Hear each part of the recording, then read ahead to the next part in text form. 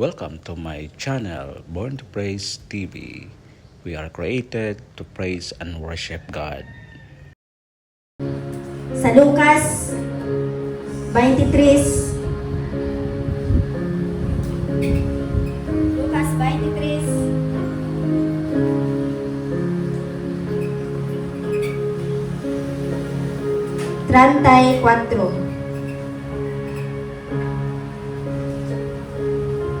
Lucas 23:34.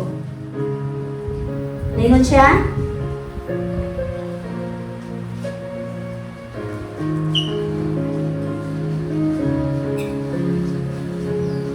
Unya mingon si Jesus, Amahan, pasaylua sila kay wala sila mahibalo sa ilang gibuhat.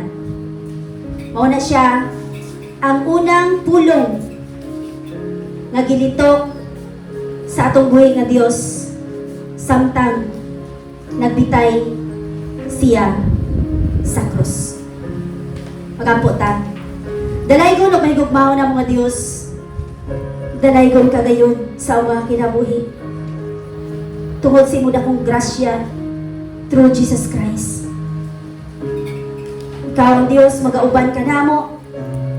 Samtang kini nga praise, amo patalinghugan. Ug amo hatagan og dako kaayo nga pagtagad sa among kinabuhi. Kung unsa gayud kadako, kung unsa gayud ang purpose sa Dios nga Amahan, ngano iyang gihatag si Jesus Christ nagpakamatay dito sa krus alang sa mga katawhan nga nisalig ug nituo diha kaniya.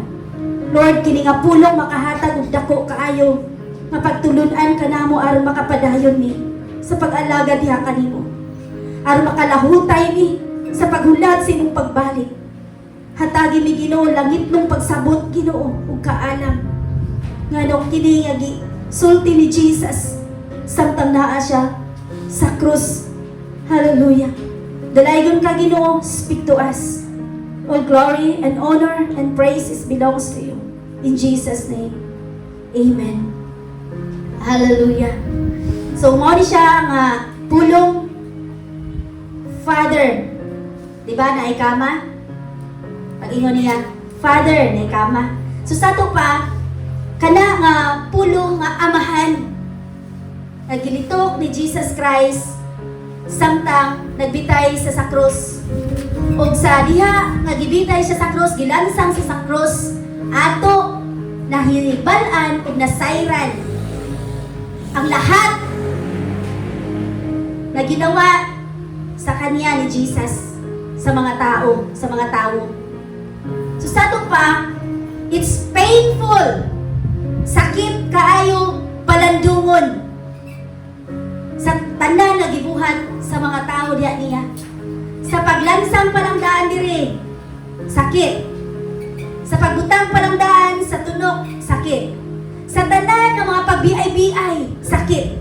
Sa tanan nga pag-insulto, sakit. Sa tanan nga pagbugal-bugal, sakit. Then, naabay nadawat ang mga tao gikan ni Jesus? Wala. Instead, nagpakahilom ra si Jesus. Kung sa ato nga sitwasyon, usa lang nga pulong nga mainsulto ta, o sa ato i-reply, perting daghana.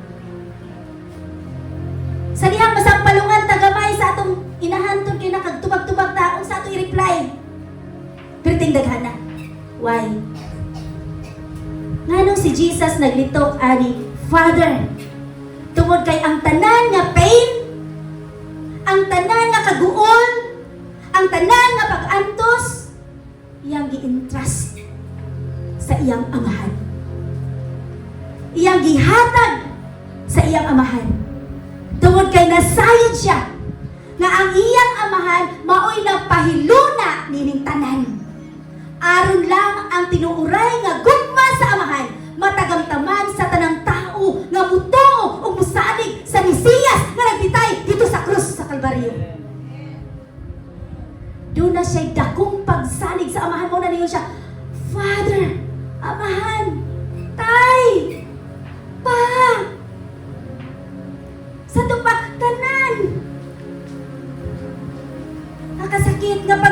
Jesus.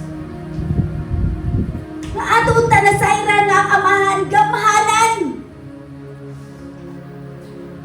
Ang amahan puno sa pagkamaayo. Ang amahan balaan. Mabuhat niya. Pili niya pakalaugon ang iyang anak. In order nga dili masakitan. But tungod sa dakong kaluoy o grasya sa amahan through Jesus Christ, gibuhat ni Jesus Christ in order masave tang tanan nga moduol o musanong sa iyang kabubuton. Muna, we need to trust the Father. We need to trust Jesus. And we need to trust the Holy Spirit.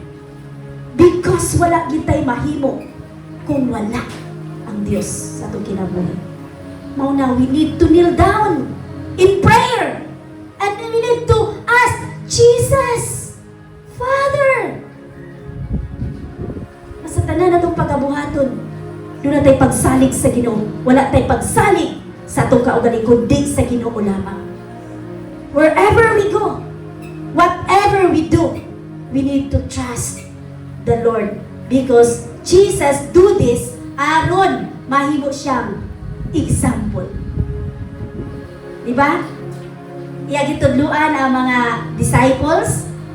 Kung sa iya ingingon sa mga disciples sa wala pa siya nagbitay dito sa krus sa Kalbaryo, kung sa iyang ingon dito sa Luke chapter 6, 27 to 31, nga bisan tuod, makabaton ka o kanang sampalungon ka, kung sa magani ang buhaton, ato sa tawag, ato pasampalong ang pikas na tong aping, nga sa diyang kwaon ang atong sapot, dili po dato birahon, pagbalik, kung dili sa iyang gitudlo, ato hatag. Dili na makaya sa mga tao mong gubot ang kalibutan. Kay gamay lang kusi, balos og sumbang. Gabay lang pulong, usa na ka pulong, balos og daghan kayong pulong. That's why ang hitabo sa kalibutan ing-ani. Then sa ingon next nga statement ni Jesus paguman sa Father, nga siya forgive them. Usay pasabot nga pasaylua sila.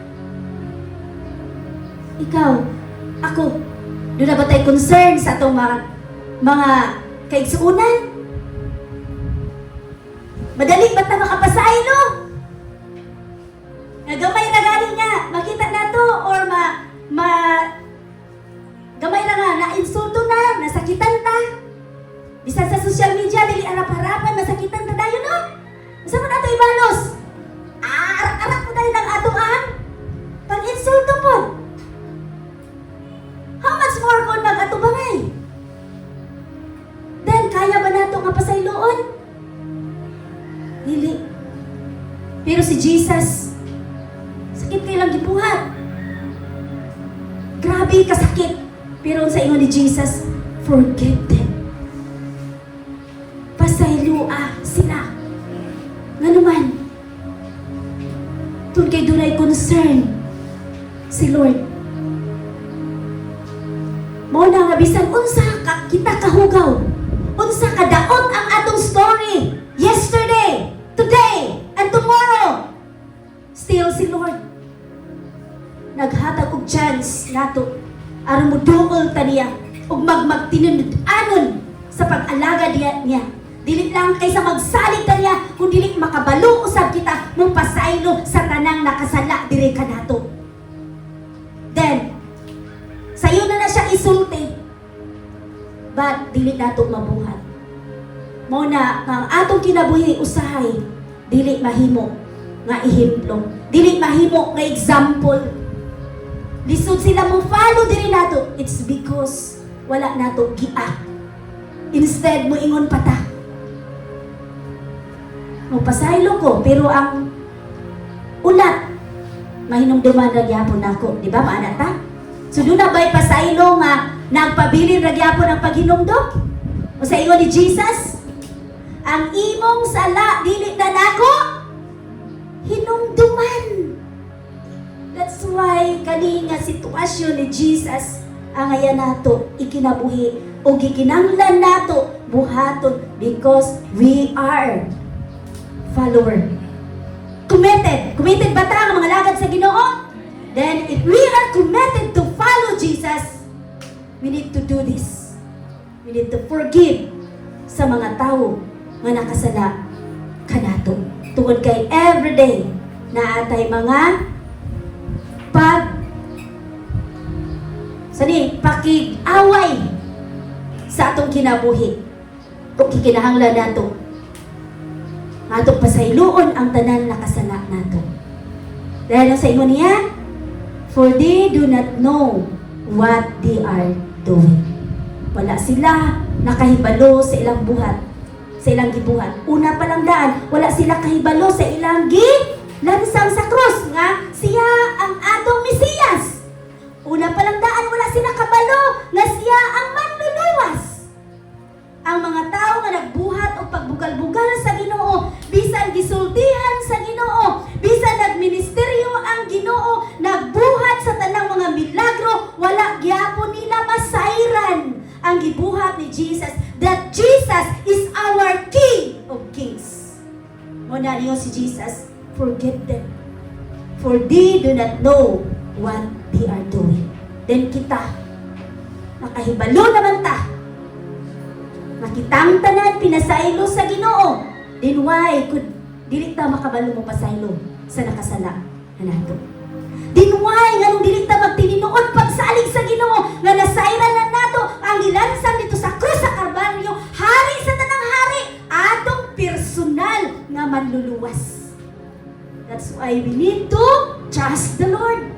We need to forgive sa tanang nakasala nato ug ato hibaluon ang kaayo sa atong buhi nga Dios nga siya naghatag pinaagi siya dakong grasya iya gihatag si Jesus Christ aron ikaw ug ako makabaton og kaluwasan. Dalaygon natong buhi nga Dios ato palakpakan ang Ginoo siyang pagkamaayo. Hallelujah.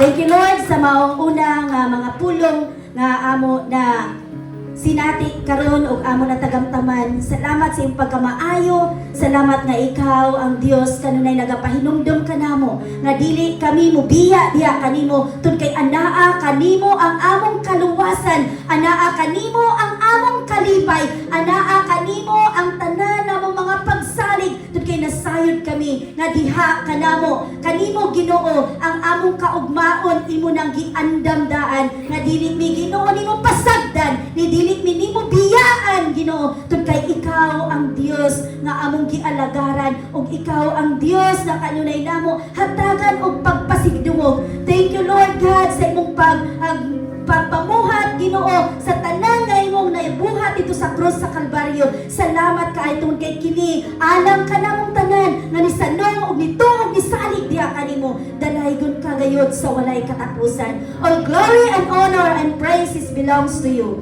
In Jesus' name. Amen. Hallelujah! Doon na ba'y mo render og awit mga igsoon?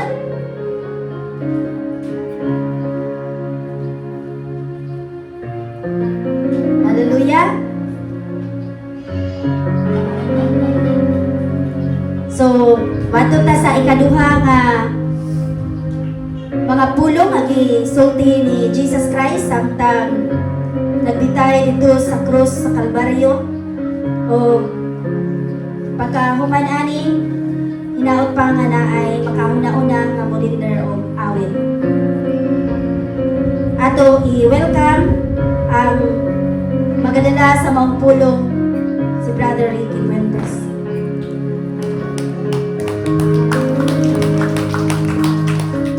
Thanks for watching. Please do like and subscribe. Thank you.